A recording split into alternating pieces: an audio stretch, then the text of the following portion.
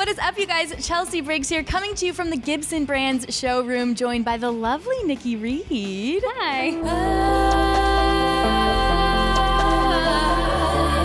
Gonna fly with you. Let's fly with you. How are you? I'm so good. How are you? I'm well. And I'm so excited to talk to you about your new music because this is a whole new sound for you. It's a whole new sound for me. Well, basically anything I do is a whole new sound for me because I'm so new at this that everything is kind of experimental. But certainly a departure from what Paul and I were doing with the last record we put out, which was I'm Not Falling, had a very folky, sort of intimate feel. And this is, it's bigger and it feels more mainstream and it feels just as honest and organic and, very much my just sort of raw vocals and mixing what feels right to me, but definitely a different tone, yeah. That's awesome. Fly With You is the single. Fly With You. So when you went into the studio, did you kind of know what you wanted, like what direction you wanted to go, or did it kind of organically happen? I had this idea just because I've been seeing this sort of with Ellie Goulding and a few other artists kind of mixing genres and things, and so I felt inspired by that, and I called Stefano Langoni, who's an old friend of mine, and I said, hey, this feels like a project you should tackle. What do you think about this? I want to kind of do like a Norah Jones mixed with a little bit of R&B, mixed with a little bit of soul and a little bit of electronic. What are your thoughts? And he was like, whoa, okay, why don't you just come in and we'll talk about it. And so I went to the studio and I actually recorded scratch vocals in a closet, funny enough, and those vocals were the ones that we kept because sometimes you go in and you re-record and you try to perfect things and you realize that just the original was kind of the best situation, so we kept it. Yeah, that's awesome. And I love that when you released it you wrote a coming of age letter, sort of like your music journey, which I think is really cool. Thank you. But why was that important to you to kind of put out there? Anything that I create I like to kind of give a backstory on or at least connect it in an even more personal way, and Riot is an incredible news site. There's a fine line, I guess, in this business between revealing too much and giving too much of yourself to something or exposing too much of yourself, and it creates a really vulnerable space to function in. But to me, that's always so important because I feel it's who I am. Yeah, and I feel like the fans appreciate that more, and that's really awesome that you're doing that. I think so. I always want everyone to know where I'm coming from with what I'm creating. Are you working on other stuff? I am. Yay! Yeah, Stefano and I have actually collaborated on a number of songs. There's this wonderful wildlife animal sanctuary called the Wildlife Waystation. Means a lot to me, and I've been working with them for a few years now, and what we're trying to do is get permits so that they can open up to the public again and become sustainable. That's awesome. Once again, and so I released this song when I did so that it would time out right so I could give some of the money to the Waystation. That's awesome. And can you tell, it's just fans have to purchase the song and that's how proceeds go to it. That's such a cool then thing. On Sunday we're going to announce everything that we're doing with the IndieGoGo campaign for the Waystation. That's awesome. Well. High five. High five. Kicking butt butt saving this one. animals. I know. Any plans for an album or anything like that? Are you kind of playing I think it in the by beginning ear? of the year we're going to have an EP. Nice. And then hopefully after that an album. In terms of planning, it's strange because I really am I'm pretty good at multitasking, but with all of the music stuff and film and art and all of that, I kind of let things flow and come when they're supposed to. That's awesome. So then you probably don't have any plans quite yet of a music video? Wait, that's not true. I do. I just got off the phone with my producing partner.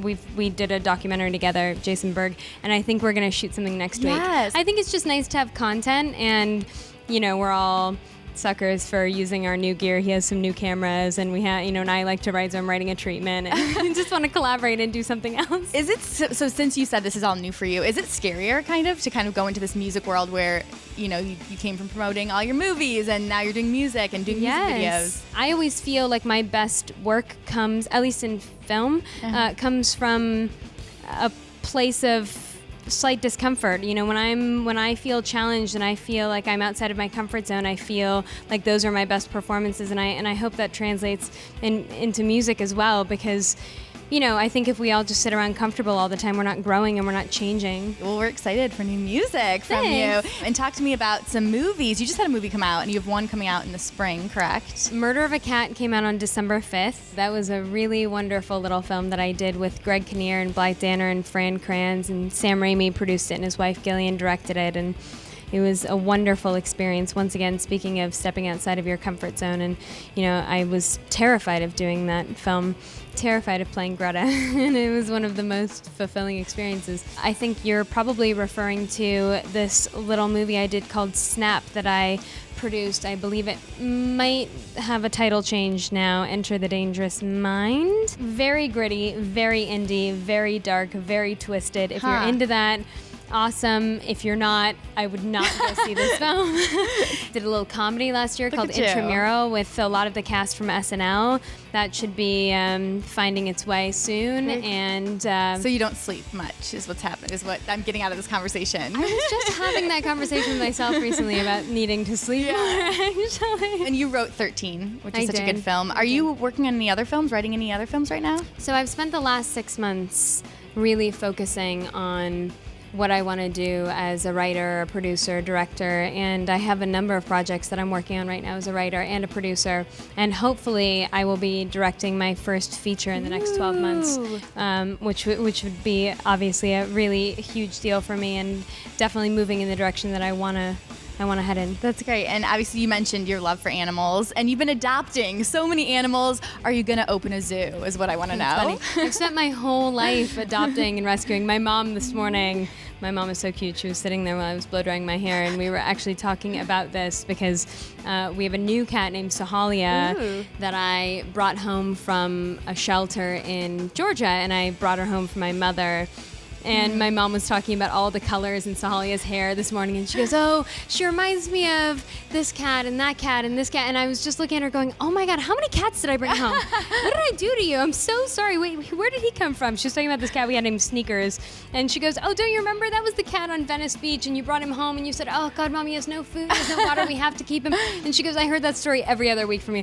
I mean, this is my whole life. We literally built this guest house on my property for my mother to move in, and we have a little nursery. I mean, there was a guest house that existed, but we made a really nice structure for my mother so she could live there, so I could continue fostering and adopting and rehabbing and rehoming and loving all these animals. So this has been my whole life. If anyone wants to come on by, you can check them out. I'm coming.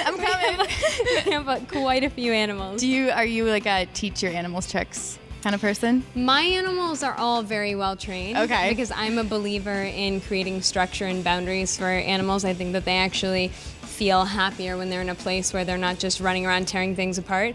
So I have trainers coming in and out all the time. In fact, 3 of our dogs are at training right now. I always put them back in. It's kind of nice. It's like a little mental stimulation for them. You go and you do all your art and your writing and your music, and then you come home and you just are amongst animals, love. Yeah, it's all about love and no rules. So my dogs have never slept in my bed.